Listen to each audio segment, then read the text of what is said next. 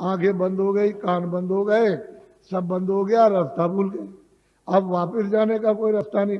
तुमको तो मालूम नहीं कि एक ही रास्ता जीवात्माओं के आने का शरीर में और वापस अपने घर में जाने का एक ही रास्ता, दूसरा कोई रास्ता ही नहीं। और तुम यहाँ भटक गए, चलो वहां चले और वहां चले, उधर चले, तो इस अंधेरे में ये सब अंधकार। उधर तो सूरज निकलता नहीं, उधर सूरज डूबता नहीं, उधर तारे नहीं है इस तरह के, उधर चांद नहीं है। तो तुमने कभी पूछा किसी से कि रामायण में क्या लिखा? रामायण में जो उन्होंने प्राप्त किया वो तो उन्होंने लिखा, गोस्वामी जी ने, तुलसीदास जी ने। और आप रामायण पढ़ते हो तो आपने क्या देखा? आपकी समझ में क्या आएगा क्या लिखा? इसलिए महात्माओं की बारी आपके समझ में नहीं आ सकती। तभी तो अर्थ का अनर्थ हो गया, और धर्म का अधर्म हो गया, और कर्म का अकर्म हो गया, और सत्य का असत्य हो गया, और न्याय का अन्याय हो गया, और प्रेम का दुश्मनी हो गई घर घर में। तो बताओ, मैं तो तुमको अमूलक चीज देने आया था, लेकिन अब यह है कि थोड़ी बारिश हो गई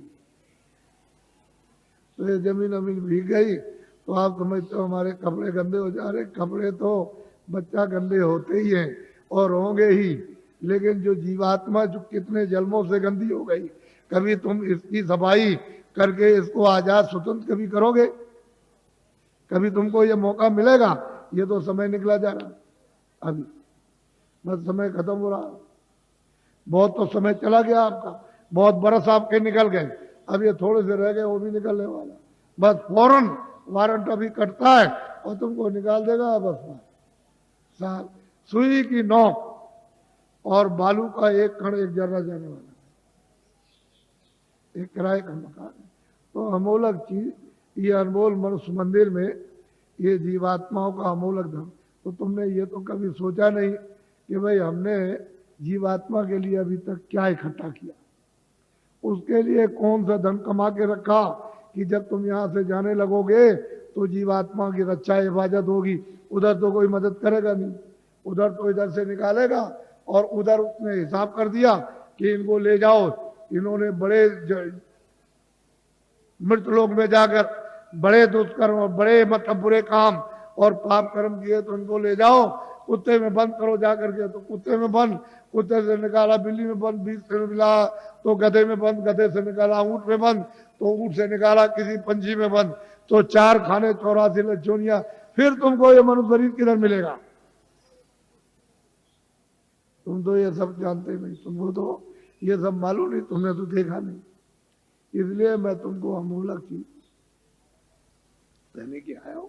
कुछ आत्म धन चलते चला, जीवात्मा के लिए कुछ आत्म धन, यानी ईश्वरीय खुदाई रूहों को खजाना, उनको कुछ दे दो इस जिस्म में, शरीर में, तो इसका भला हो जाए। नहीं तो ये जा रही है तो दब गई, ये इसको कौन छुड़ाएगा? बिना महापुरुष, बिना जानकार के इसका रास्ता कौन जानता है? कोई नहीं जानता, सब भटके हुए भूले हुए। तो अमोलक चीज लो, उसको देना चाहता हूं। इसलिए तुम ऐसा मत समझो कि कोई बाबा जी जय गुरुदेव है या बाबा जी भगवान है। हम तो पक्के आपके सेवक हैं, सेवक। कोई भगवान नहीं है, कोई जय गुरुदेव नहीं है। जय गुरुदेव तो वो है, हम तो आपके सेवक हैं। सेवा करने का मतलब यही होता है कि तुम्हारी गंदगी को साफ, जो तुम्हारी गंदगी धोता है, साफ करता है, उसका नाम सेवक ही है। जितने भी भारत में महापुरुष आए इस प्रभु को प्राप्त करने के लिए इस कलयुग में, वो सब के सब सेवक है। वो कभी महात्मा नहीं बने, न कभी महात्मा बनेंगे, न बने, न उन्होंने कभी इच्छा और ना उन्होंने कभी स्वप्ने मतलब ये कभी सोचा। वो तो सेवक। तो तुम लोग उनको पहचान भी नहीं पाते, और उनके पास में अमोलक धन होता, अमोलक खजाना, और तुम ले नहीं पाते।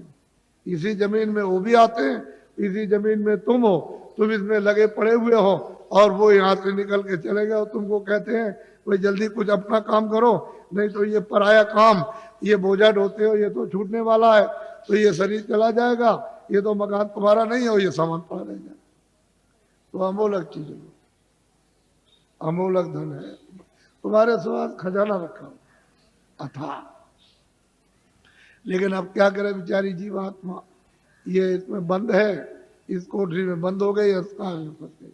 अब इसको कुछ नहीं सुनाई दिखाई कुछ नहीं देता। तो कोई महात्मा मिले तभी तो उनकी कृपा दया दृष्टि हो और वो कुछ मतलब ये शुद्धि सफाई करें तो कुछ रास्ता दे दें तो अच्छा रहेगा, नहीं काम। तो अमूलक चीज लिए जल्दी में अच्छा रहेगा। हम ज्यादा और कुछ नहीं बोलेंगे, लेकिन इतना जरूर कहेंगे ये बड़ा भारी परिवर्तन होगा तुम्हारे घर में, तुम्हारे व्यापार में, तुम्हारे धर्म में, तुम्हारी जाति में, तुम्हारे मतलब खेती में, तुम्हारे मतलब दफ्तर दुकान में और तुम्हारे राज में। इतना भारी परिवर्तन होगा जो तुमको ख्वाब और सुन में भी पता नहीं है। ऐसा मालूम होता है कि बड़े भारी कष्ट आने वाले, तकलीफ तुमको तो अभी पता नहीं है। अभी तक इतनी तकलीफ 47 सालों में नहीं आई, इतना दुख नहीं आया, इतनी परेशानी नहीं आई, इतना कोलाहल नहीं हुआ, इतना त्रायमाम मचा वो आगे आने वाला। तो तुमने कोई बचाव के लिए सोचा, कोई बचाव की कोई औषधि, कोई चीज आपने ली है कि जिससे कि तकलीफों से बचाओ? तो उसके लिए तो कुछ नहीं। लेकिन मैं तुमको इशारा किए देता हूँ ताकि तुम दुकानदार हो, पढ़े लिखे हो, ताकि तुम भी ये समझ जाओ। देखो मेरी विनती प्रार्थना है कि आप कोई भी आंदोलन हड़ताल तोड़ दो। दुकान को बंद करना, दुकान को जलाना, कारखाने को बंद करना, कारखाने को जलाना, दफ्तर को बंद करना, दफ्तर को जलाना, फिर बस को तोड़ना, रेल को तोड़ना, सड़क तोड़ना, ये सब अमानवीय काम आप लोग अपने अपने सब लोग बंद कर दो। ये तुम्हारा काम नहीं है। सही सच्ची बात तो ये है, ये बुद्धि का पागलपन है। इसको तो आप बंद कर दीजिए। क्यों बंद कर दीजिए? यही जब तुमको राज मिला था और खजाना तुमको मिल गया, फौज फाटा, कागज पत्थर और दफ्तर मिल गए, प्रजा मिल गई, तो इसको सबको उपदेश करना चाहिए था कि ये सब सामान तुम्हारा है। दफ्तर तुम्हारा, खेती तुम्हारी, दुकान तुम्हारी, कारखाना तुम्हारा, बस तुम्हारी, और तुम्हारा मतलब ये रेल तुम्हारी, सड़कें तुम्हारी, और तुम्हारे काम आएंगे, सब तुम्हारा है। और ठीक भी बात है। अभी मैं रास्ते में आ रहा था तो रास्ता जाम, तो सड़क तो आप भाई आपकी है, आप आ रहे हो, आपके काम आएगी। तो मतलब इसका मतलब ये नहीं है कि आप नहीं गए उस सड़क पर तो आपके काम आएगी। आप 2 दिन बाद जाओगे तो सड़क जाम हो जाएगी। तो आपको तो ये जानना चाहिए सब चीजें मेरी है। अब इनको आपने जला दिया, जलवा दिया, जला दिया, तोड़ दिया, फोड़ दिया, दुकान को, दफ्तर को, कारखाने को, इसको उसको, तो ये जो आमदनी का नुकसान हुआ ये किसका हुआ? हे बच्चों, तुमने अपनी आमदनी उसको जला करके खाक कर दी, अब रो रहे हो। तो ये लोग राज कर रहे प्रांतों में और वहां सेंटर में, तो देखा इनको कि भाई अब पैसा नहीं रह गया, अब क्या किया जाए? तो ये बाहर भगे, बाहर से ले आए कर्जा मांग करके, हमारा देश गरीब है तो हमको कर्जा दे दो। सब देशों से मांगा है और सब से ले आए। कितना ले आए इसको वो जाने, आप तो जान नहीं सकते हो। लेकिन इतना कर्जा ले आए कि दे नहीं सकते, और उस कर्जे का इतना ब्याज होगा नहीं दे सकते। अब कहाँ लगाए कहाँ नहीं लगाए तो आप जानो। लेकिन मैं तो इतना ही कह सकता हूं, पर ये आपको बताना चाहता हूं कि वो भी जो कर्जा ले आए तो खत्म, पता नहीं कहां चला गया। अब ये लोग भगे कि देश कैसे चलेगा, तो वहां सरकारों से मिले हर मुल्क में कि देखो भाई हमारा देश बहुत गरीब है, और मतलब यह है कि अपने देश के बड़े बड़े उद्योगपति से साहूकार पैसे वाले हमारे देश में भेजो, हम सुविधा सब प्रकार की देंगे और वो पूंजी का यानी रुपए पैसे का फैलाव कर दे विस्तार। तो लोग वहां से चल पड़े। तो मैं 4 साल से बोल रहा हूं लगातार कि देखो भाई उनके आने का यहाँ मुहूर्त नहीं है।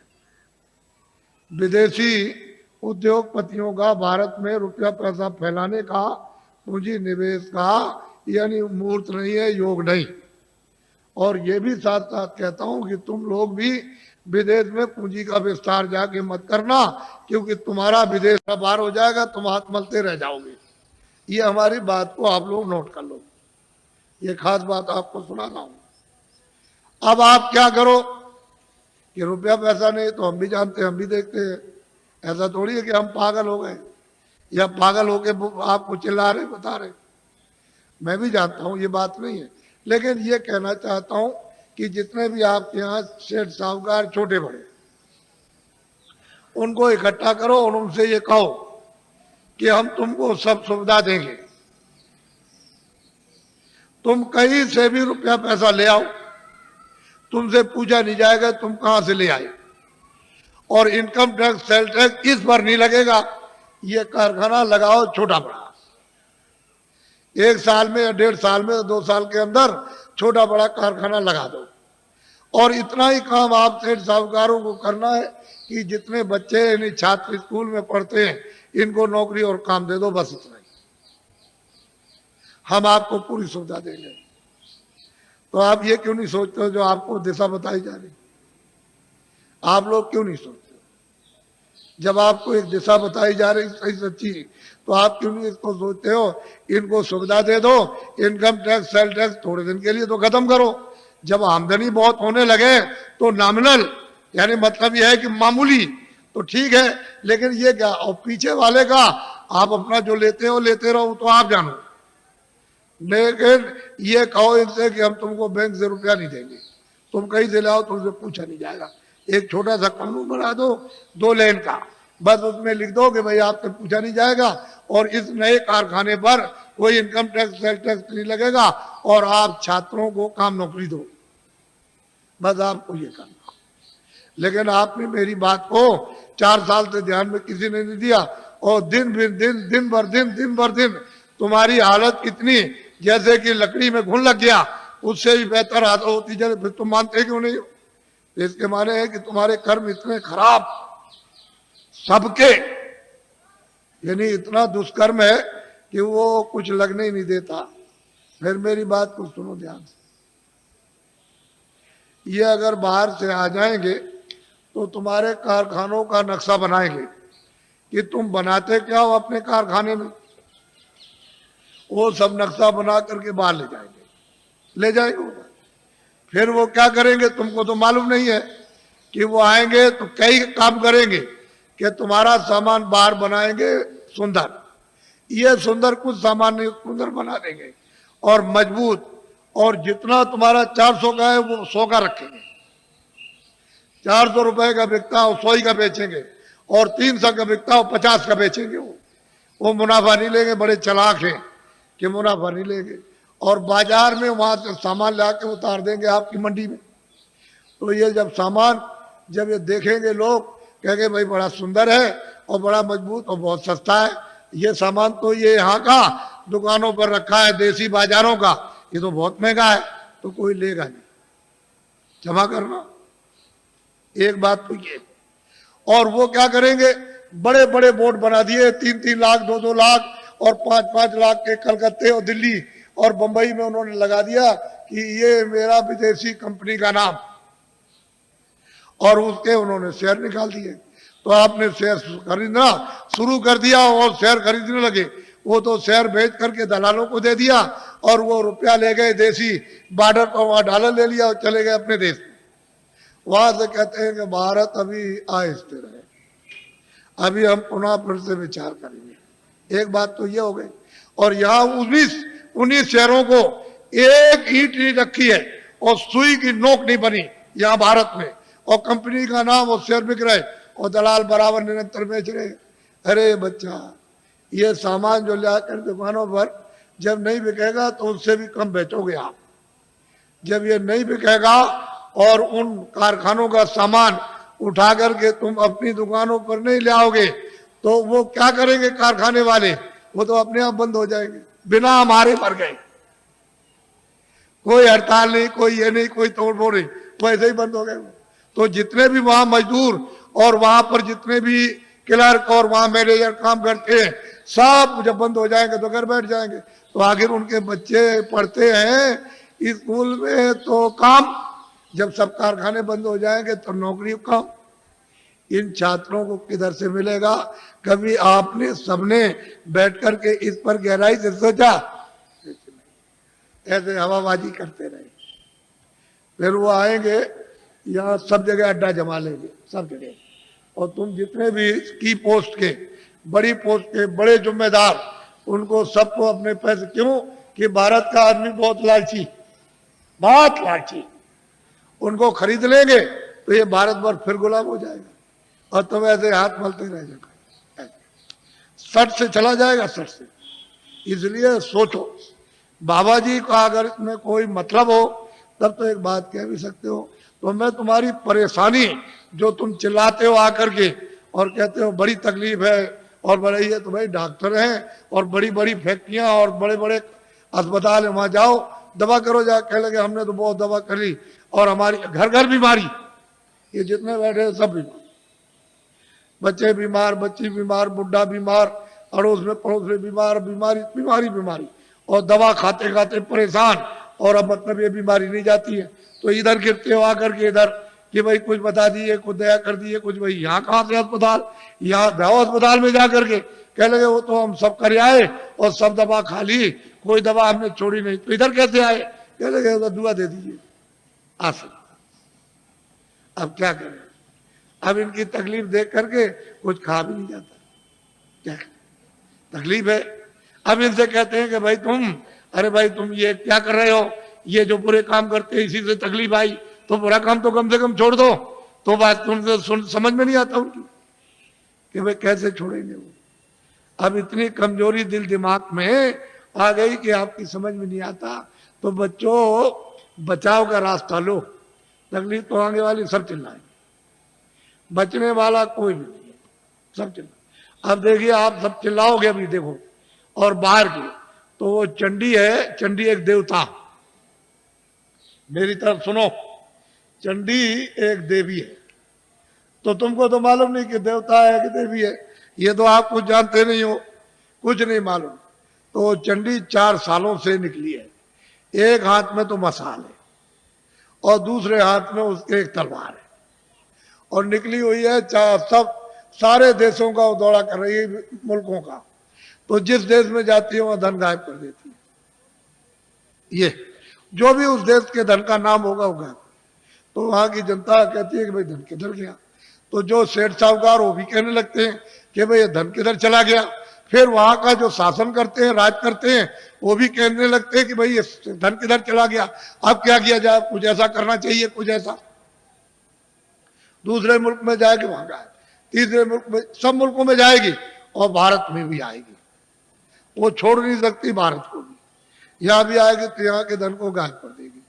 तो यहाँ जनता कहेगी कि अरे भाई मतलब धन किधर चला गया, ये सेठ साहूकार सब लोग कहेंगे भाई धन किधर गया। वो शासन करते हैं दिल्ली में, प्रांतों में, ये भी कहेंगे भाई धन किधर चला गया, समझ में नहीं आता।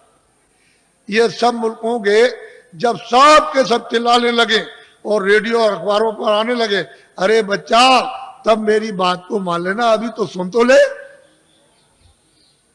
तब तो तुम मानना बात को, लेकिन लिख के तो रखो कि बाबा जी आज मतलब ये 26 तारीख को आपके धार में आए और वो उन्होंने ये बात कही सबके लिए, किसी मुल्क को छोड़ा नहीं, कोई आपके जात पात, इसमें कोई हिंदू मुसलमान की बात या कोई आलोचना की बात हो तब तो एक बात कहो, यहाँ तो सब मनुष्य इंसानों की बात हो रही। तो आप लोग अगर सुनोगे नहीं और बचाओ नहीं तो फिर समझ लो आप कि क्या मुसीबत आ रही है आगे। देखना जब एकदम घटना हो जाती है तो मतलब यह है कि पानी आ जाए और लोग कोई कह करके जाए कि भाई घर का सामान छत पर रख देना ऊपर और बाल बच्चों से और जानवरों से होशियार रहना, तो तुम सोचे रहे अच्छा देखा जाएगा, तब तक उधर से पानी आया, घर में घुस गया, और जब तक तुम जगे तब तक इतना हो गया, वो बच्चा सो रहा था, तुम अपनी जान लेके वो भगोगे कि बच्चे को बचाओगे, बच्चा छूट गया, सामान तो सब गए और जानवर बंधे थे मर गए। तो जो कह करके गया था तुमने उसकी बात क्यों नहीं सुनी, वो तो तुम्हारे हित की बात कर रहा था, उसका क्या हित था। अरे जो कह के गया उसका लाभ मुझे बताओ क्या था। वो तो ये देख रहा था आपको दुख होगा तो जब मैं रोएंगे चिल्लाएंगे तो मुझे भी दुख होगा, तो वो कह के गया था आपको, तो सुनना चाहिए था। सीधी सादी बात, समय बड़ा खराब आ। अच्छा अब मैं आपको अमूलक चीज दे दूं, ये तो बाहर की बातें समझा दी, आपको थोड़ी सी इशारा कर दिया, लेकिन ये बात जरूर है कि घर बार तुम कभी मत छोड़ना, खेती मत छोड़ना, दुकान मत छोड़ना, दफ्तर का काम है। जो भी आदमी घर बार छोड़ के, बच्चों को छोड़ के चला जाएगा काम काज और साधु हो जाएगा, उसको कभी भगवान नहीं मिलेगा, कभी भी नहीं मिल सकता।